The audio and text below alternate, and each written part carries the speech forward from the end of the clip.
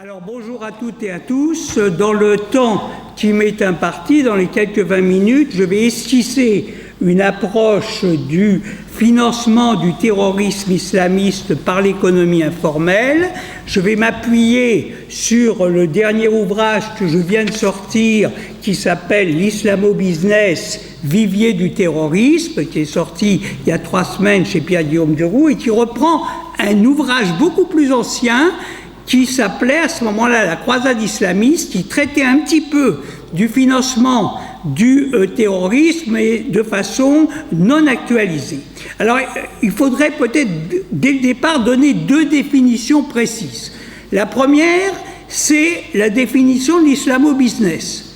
L'islamo-business, c'est un concept qui n'est pas encore très bien dégagé de sa gangue, mais qui désigne 2 choses.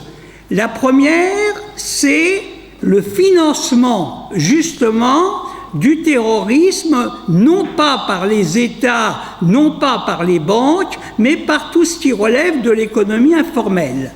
Et le deuxième point qui définit l'islamo-business, c'est le recrutement des candidats au djihad, justement, par le biais de l'économie informelle. Ça m'amène à une deuxième définition, celle de l'économie informelle. C'est un sujet que je traite depuis assez longtemps, puisque mon premier ouvrage s'appelait « Sur l'économie informelle », daté de 2002, et n'a eu d'ailleurs à peu près aucun succès, puisqu'il a fallu attendre 6 ans pour qu'une équipe d'envoyés spéciaux vienne me demander ce que c'était que l'économie informelle et où ils pouvaient aller tourner une émission là-dessus. Bon, en gros quand même, ça a permis de faire en sorte de différencier les 3 grandes pistes, les 3 grands domaines de l'économie informelle. Dans l'économie informelle, vous avez une économie rose, sympathique, c'est les échanges de services, les SEL, repeins-moi ma cuisine, pendant ce temps-là, je donnerai des cours d'anglais à ta fille. Deuxième domaine, l'économie grise, celle qui échappe à la vision qu'on a, c'est bien entendu tout ce qui relève de la fraude, de la contrefaçon, du piratage, donc tout ce qui échappe à la formalisation et donc à l'État. Et enfin, on a une économie informelle noire, celle qui s'accompagne de violence et qui relève à la fois des différentes formes de trafic et de l'esclavage sexuel, des rançons et autres.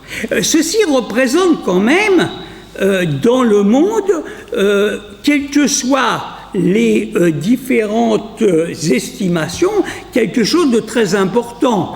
On considère aujourd'hui, en gros, que l'économie informelle, c'est 3500 milliards d'euros, je vais parler en euros plus qu'en dollars, et sur le travail qui est fait en France et qui est fait par un certain nombre de mes collègues dans les pays voisins, moi j'arrive en France à environ 340 milliards d'euros, c'est-à-dire 17% de l'économie du pays, et mes collègues arrivent à des volumes à peu près semblables, et on sait que quand un pays européen a une économie informelle qui dépasse un certain seuil, il est en très grande difficulté. À l'époque, j'avais dit, quand on dépasse les 33%, on est en faillite, on l'a vu dans le cas de la Grèce. Alors, cette économie informelle,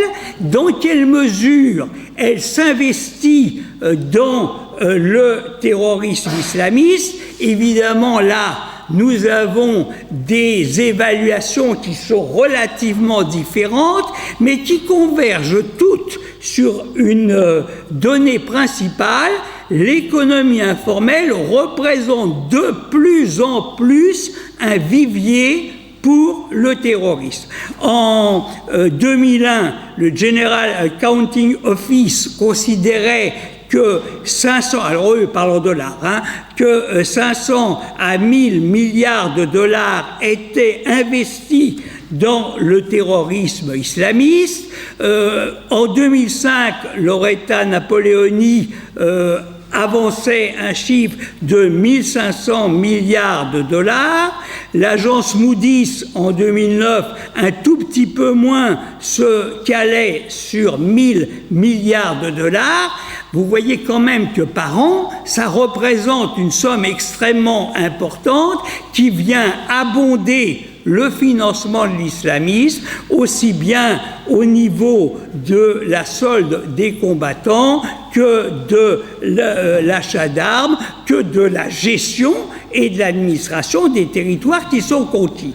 Alors, je ne vais pas m'étendre, compte tenu du temps qui m'est imparti, sur les diverses formes de cette économie informelle parce qu'elle a été développée par les deux précédents interlocuteurs. Je rappelle simplement qu'il faut, pour clarifier les choses, bien séparer ce qui est de l'ordre des taxes sur les commerçants, sur les transporteurs, de ce qui est de l'ordre de la vente en sous-main de matières premières, type pétrole ou type gaz, de ce qui est la confiscation des biens et des avoirs des villes ou des territoires conquis, comme on l'a vu à Mossoul, de ce qui est de l'ordre des rançons payés par les otages, puisque vous savez bien que, bien entendu, les gouvernements disent qu'on ne paye pas de rançon, mais les rançons sont quand même toujours payées,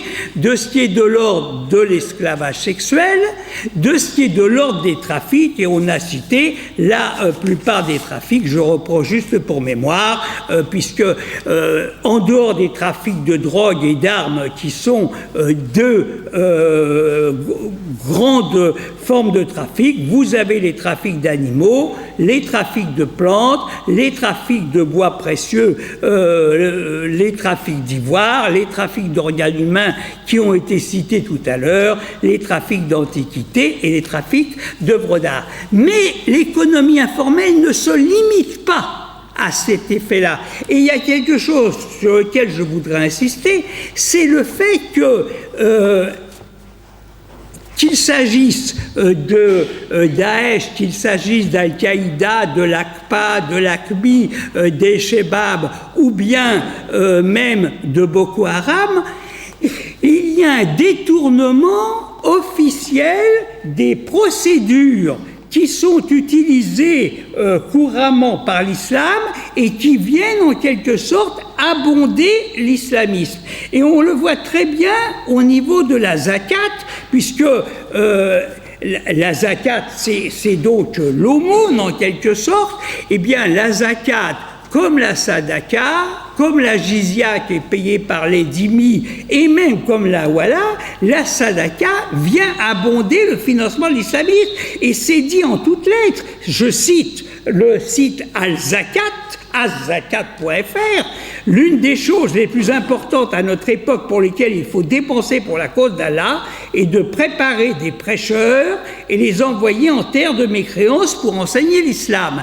Et si vous regardez les divers catégories de bénéficiaires que concerne la zakat, il y a 8 catégories: les pauvres, les nécessiteux, les employés de l'administration, enfin passons, les endettés, les voyageurs, les esclaves émancipés, les nouveaux convertis, et enfin, je cite, la cause d'Allah, qui couvre la promotion de l'islam, la construction de mosquées, le soutien des minorités dans les pays non musulmans et le djihad lui-même. Ça veut bien dire que la zakat contribue directement au financement de l'islamisme. Alors je voudrais ajouter un dernier point, c'est que aujourd'hui, en dehors des territoires contrôlés par les islamistes, territoires qui se rétrécissent, en contrepartie,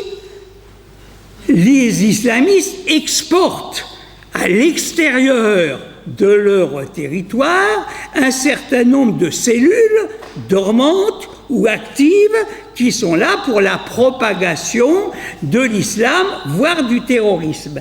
Et là, ce qui est très intéressant, c'est que la règle du jeu, c'est pas nous qui allons vous financer, autofinancez-vous vous-même. Ce qui va pousser à un mélange entre l'économie informelle et la délinquance, et aussi la constitution de réseaux islamistes. Alors on comprend que face à cela, les États, quels que soient les décrets ou les motions prises par le Conseil de sécurité, les procédures qui sont lancées par le GAFI ou par le FMI ou par l'Union européenne ou en France par Tracfin, on est désarmé vis-à-vis de l'économie informelle, et c'est justement autour de l'économie informelle, de son contrôle ou de sa gestion que risque de se faire demain le problème du financement de l'islamisme. On m'a demandé de tenir 20 minutes, ça fait 19 minutes 30 que je parle, il me reste le temps de vous remercier de votre attention.